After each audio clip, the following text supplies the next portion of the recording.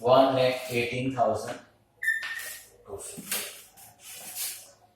1,25,000 के 5% आप फाइंड करोगे 750 इज द बैलेंस। 6250 शायद हमारा डूब जाएगा। अब डूब जाएगा तो लिखने का 1 सेकेंड हमको क्या हो जाएगा, लॉस हो जाएगा, loss. Where we write the loss, profit and loss का डेबिट।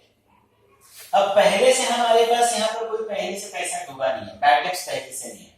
अगर पहले से कोई बैड डेब्ट्स होता तो उसमें ए लॉस प्लस हो जाता, लेकिन पहले से ऐसा कुछ भी नहीं। To new R D D 6250 prepaid insurance 750 prepaid insurance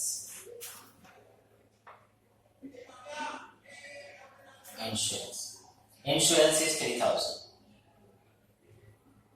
अब ये इंश्योरेंस 3000 हम लोगों को कहां से मिला, ट्रायल बैलेंस से। इसका ये मतलब कि ऑलरेडी हमने इंश्योरेंस का 3000 रुपीज पेड कर दिया। हमने इंश्योरेंस का 3000 पेड कर दिया। जब हमने एडजस्टमेंट देखा तो मुझे मालूम पड़ा प्रीपेड इंश्योरेंस। प्रीपेड का मतलब ये होता है स्टूडेंट पेड इन एडवांस। आप सिंपल देख सकते हो कि आप मोबाइल यूज करते हो, एक प्रीपेड कार्ड होता है। तो प्रीपेड कार्ड में क्या करते हो, पहले आप पेमेंट करके रिफिल करते हो और फिर बात करते हो। तो उसी तरीके से यहां पर पेमेंट हमने एडवांस में कर दिया। अब इंश्योरेंस कंपनी को हमने 3000 रुपीज पे कर दिया दिस ईयर। और जब हम अपना अकाउंट्स देखने लगे तो हमको मालूम पड़ा कि अरे जो इंश्योरेंस कंपनी को मैंने 3000 पे किया उसमें 750 मैंने एक्स्ट्रा पेड कर दिया। अब एक्स्ट्रा पेड कर दिया मतलब इस तरीके से मैं बोल सकता हूं कि शायद नेक्स्ट ईयर के लिए पेमेंट कर दिया, ज्यादा पेमेंट मैंने कर दिया। लेकिन जो मुझे अकाउंट्स लिखना है वो अकाउंट्स तो करंट ईयर का लिख रहा है। लेकिन ये जो अमाउंट है इसमें 2 इयर्स का अमाउंट हो गया है, करंट ईयर का भी अमाउंट है और 750 नेक्स्ट ईयर का भी अमाउंट है। अब मैं दिस ईयर का भी लिखूं, नेक्स्ट ईयर का भी लिखूं, लास्ट ईयर का भी लिखूं तो कभी भी हमको करेक्ट इंफॉर्मेशन मिलेगा ही नहीं। अकाउंट्स में हम लोगों ने पहले ही पढ़ा कि जो भी अकाउंट्स किया जाता है accounts for the current year only, accounts ना तो पास्ट के लिए ना तो फ्यूचर के लिए। तो अगर मैं सिंपल आपसे ये पूछूं कि ये 3000 रुपीज पेड हुआ है, ये राइट अमाउंट हुआ है कि रॉन्ग, तो डेफिनेटली आपको बोलना चाहिए रॉन्ग। अच्छा भी आप स्टूडेंट बोलोगे सर आपको कैसे मालूम कि पेड हो गया, तो बोलूंगा कि अरे ये बच्चा मैंने इसको कहां से लिया, ट्रायल बैलेंस। ट्रायल बैलेंस से लिया मतलब ऑलरेडी ट्रांजैक्शन कंप्लीटेड है, मैंने पेमेंट उसको कर दिया है, मेरे पास से 3000 रुपीज पेड हो गया इंश्योरेंस कंपनी को। अब फाइनली जब मैं अकाउंट्स क्लोज करने लगा तो मुझे मालूम पड़ा कि नहीं 3000 पेमेंट नहीं होना चाहिए था, 750 ज्यादा है। मतलब एक तरह से ये अमाउंट रॉन्ग है। ये अमाउंट क्यों रॉन्ग है, क्योंकि इसमें 750 ज्यादा है। तो इसको करेक्ट करने के लिए मुझे क्या करना चाहिए, तो करेक्ट करने के लिए इसमें से इसको माइनस कर देना चाहिए। ज्यादा है ना प्रीपेड 750 तो 2250, करेक्ट अमाउंट कितना हो गया 2250। मैंने बार बार रिपीट किया ना, एवरी एडजस्टमेंट टू इफेक्ट। अब 750 ज्यादा है ना, मतलब मैंने दिस ईयर नेक्स्ट ईयर का पेमेंट कर दिया है, मैंने दिस ईयर नेक्स्ट ईयर का पेमेंट कर दिया। तो कोई भी पेमेंट जो मैं नेक्स्ट ईयर के लिए कर दूं वो मेरे लिए क्या होगा, एसेट्स। सिंपल लैंग्वेज में स्टूडेंट को समझाने के लिए बोलता हूं कि चलना एज अ बिजनेस ऑर्गेनाइजेशन हमने ये सोचा कि चल this is the last business, अब इसके बाद मुझे बिजनेस नहीं करना है। तो आज का अगर मैं करंट स्टेटस सोचूं तो करंट स्टेटस ये है कि मेरा 750 किसी के पास एक्स्ट्रा पड़ा हुआ है। अगर नेक्स्ट ईयर मुझे बिजनेस नहीं करना रहेगा तो उस आदमी के पास जाऊंगा, बोलूंगा कि sir please don't mind, I don't want to continue the business, मुझे मेरा 750 वापस कर दो। तो मुझे 750 किसी से लेना है, किसी को देना नहीं है। मेरा पैसा किसी के पास पड़ा हुआ है, वो मेरे लिए क्या है, assets. Prepaid insurance 750. I hope student understood every adjustment to effect. Next है आउटस्टैंडिंग एक्सपेंसेस. प्रीपेड का अपोजिट. आउटस्टैंडिंग का मतलब होता है बाकी. Still we are liable to pay. Outstanding मतलब हमने किसी से काम करा लिया, कोई एक्सपेंसेस है जो अभी भी देना बाकी है. जैसे इस एडजस्टमेंट को देखो. सैलरी 2500, सैलरी 17,500 ट्रायल बैलेंस से लिखा. इसका मतलब कि 17,500 मैंने उसको पेड कर दिया. एडजस्टमेंट पढ़ रहा हूं तो मुझे मालूम पड़ रहा है कि 2,500 रुपीज मुझे अभी भी देना बाकी है. तो 2,500 रुपीज मुझे अभी भी देना बाकी है. इसका मतलब कि ये जो अमाउंट है ये अभी तक करेक्ट अमाउंट नहीं है. अब मुझे लिखने के लिए क्या चाहिए? दिस ईयर का करेक्ट अमाउंट. ये दिस ईयर का करेक्ट अमाउंट नहीं है, अभी भी इसमें पैसा देना बाकी है. अकाउंट्स बोल रहा है, रूल्स बोल रहा है कि आप दिस ईयर के करेक्ट इंफॉर्मेशन को लिखो. This is not correct information. 2,500 is still payable, अभी भी देना बाकी है. कोई मुझे आके पूछे अरे सर आप ऐसे मत बताओ कि इतना दे दिया, इतना देना बाकी है. आप बताओ 1978 का सैलरी का टोटल पेमेंट कितना, सैलरी पे टोटल कितना खर्चा आपने किया. तो 17,500 मैंने दे दिया था, 2,500 देना है तो मैं टोटल करके बोलूंगा कि 20,000 इज द टोटल एक्सपेंस. मेरे को दिस ईयर का करेक्ट इंफॉर्मेशन बताना है. 2,500 मुझे देना है. ये क्या हो जाएगा? लॉस. आउटस्टैंडिंग 20. मैंने बार बार बताया ना कि एवरी एडजस्टमेंट टू इफेक्ट. 2,500 देना है कि लेना है? हमको देना है, हमारे लिए liability.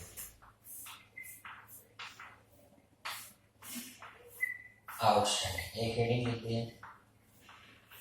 Then salary 2,500. Same wages मैंने 90 दिया था, 1,000 देना बाकी है.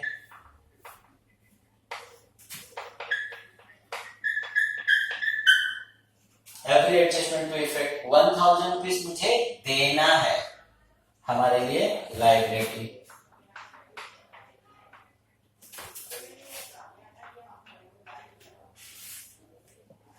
Printing and stationery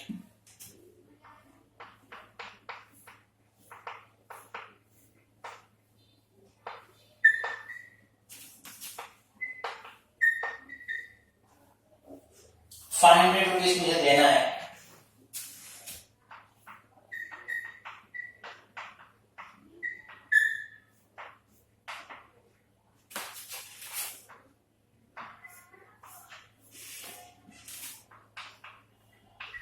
total is 4,000. Stock 31 दिसंबर 78.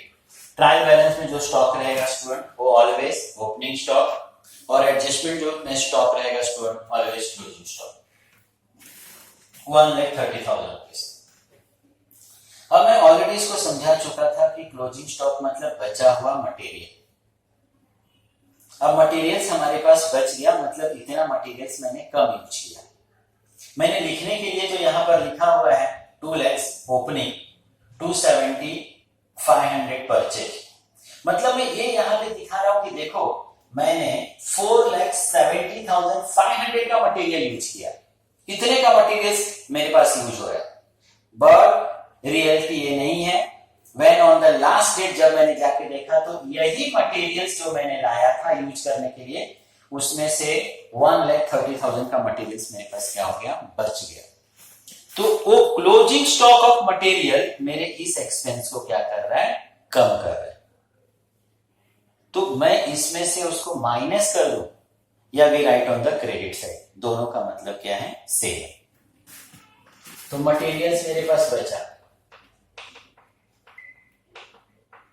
Closing stock 1,30,000. Every adjustment to effect. इस मटेरियल्स को अगर मैं अपने पास अच्छे से रखूंगा तो डेफिनेटली मोर देन 1 ईयर तक रहेगा. और अगर इस मटेरियल को भी मैं सेल करूं तो डेफिनेटली मैं इसको कैश में कन्वर्ट कर सकता हूं. कोई चीज जिसको मैं कैश में कन्वर्ट कर सकता हूं और मेरे लिए एसेट्स। दूसरा, इस तरीके से भी समझा सकता हूं कि जिस तरीके से इंश्योरेंस वाला पैसा मेरे लिए एसेट्स बना, क्योंकि ये पैसा मैं नेक्स्ट ईयर के लिए खर्चा कर दिया था, मेरा पैसा किसी के पास पड़ा हुआ है, उसी तरीके से 1,30,000 का भी मटेरियल मैंने दिस ईयर परचेज किया बट यूज नहीं कर पाया। मतलब ये मटेरियल मैं कभी यूज करूंगा नेक्स्ट ईयर। मतलब मैं नेक्स्ट ईयर के लिए मटेरियल परचेज करके रख लिया और मेरे लिए क्या हो जाएगा, एसेट्स हो जाएगा।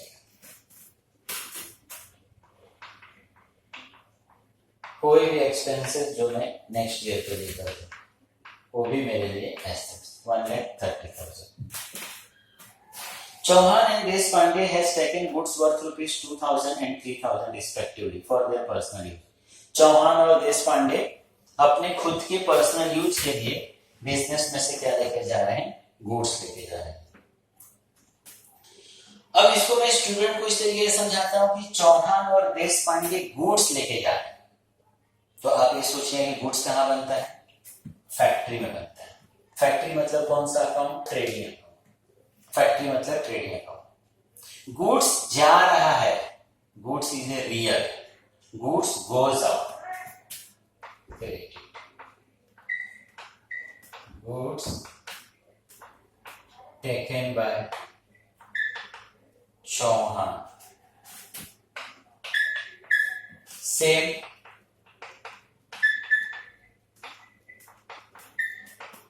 Goods taken by Deshpande.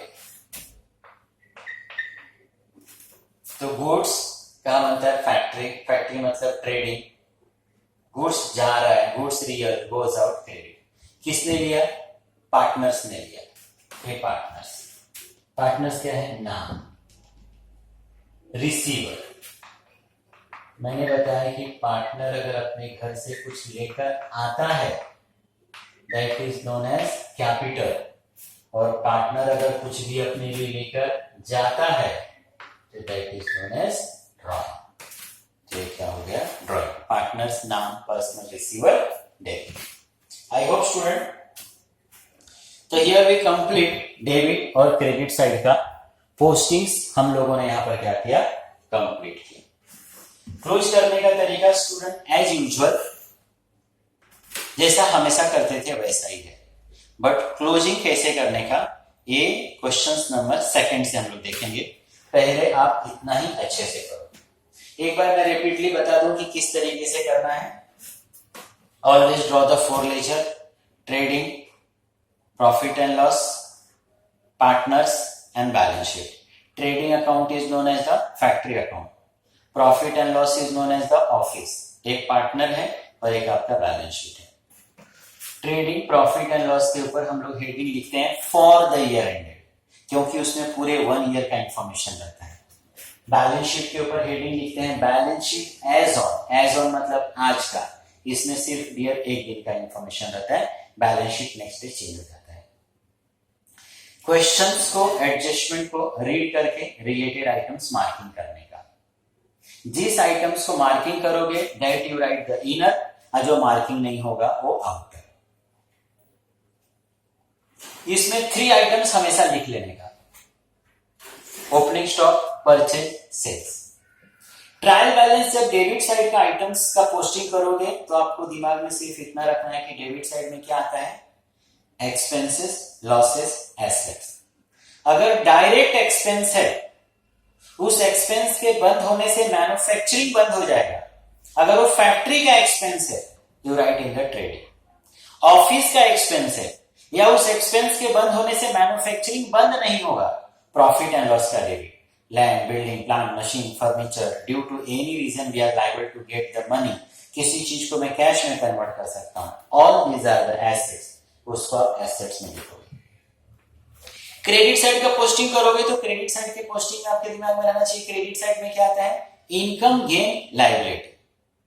Direct income है ट्रेडिंग का क्रेडिट, इनडायरेक्ट है प्रॉफिट एंड लॉस का क्रेडिट, और अगर लायबिलिटी है due to any reason we are liable to pay someone, liability है तो उसको आप लिखोगे बैलेंस शीट के लायबिलिटी। ओके स्टूडेंट, तो यहां पर ट्रायल बैलेंस का पोस्टिंग और एडजस्टमेंट मैंने समझाया, चीजों को मैंने बार बार रिपीट किया कि आपको अच्छे से समझ में आए। नेक्स्ट लेक्चर से हम लोग इसका क्लोजिंग भी आपको बताएंगे या क्लोजिंग में बताऊंगा, क्योंकि मेरे को ये भी समझ में आता है कि स्टूडेंट को 45 मिनट्स और उससे ज्यादा का वीडियो सुनना भी पसंद नहीं है, स्टूडेंट बोर होने लगता है। तो अगर मैं इस समय क्लोजिंग करने जाऊं तो स्टिल 15 मिनट्स भी रिक्वायर, तो closing will see in the next lecture. तो आप पहले इस चीज को कॉन्सेंट्रेट करो। आई होप स्टूडेंट अंडरस्टूड। एक एक वर्ड्स का स्टूडेंट मीनिंग मालूम होना चाहिए। मीनिंग अगर नहीं किसी वर्ड्स का समझ में आ रहा है तो आप प्लीज आप उसको ना, आपके पास व्हाट्सएप का जो ग्रुप्स है उसमें आप लिखो, वो मैसेज मेरे तक भी आएगा, उस ग्रुप में मैं भी हूं, तो इमीडिएटली मैं उसका आंसर आपको उसी में लिख कर दूंगा, उसका मीनिंग आपको बताने की कोशिश करूंगा। एवरी वर्ड्स का अगर मीनिंग मालूम होगा ना, adjustment as well as trial balance,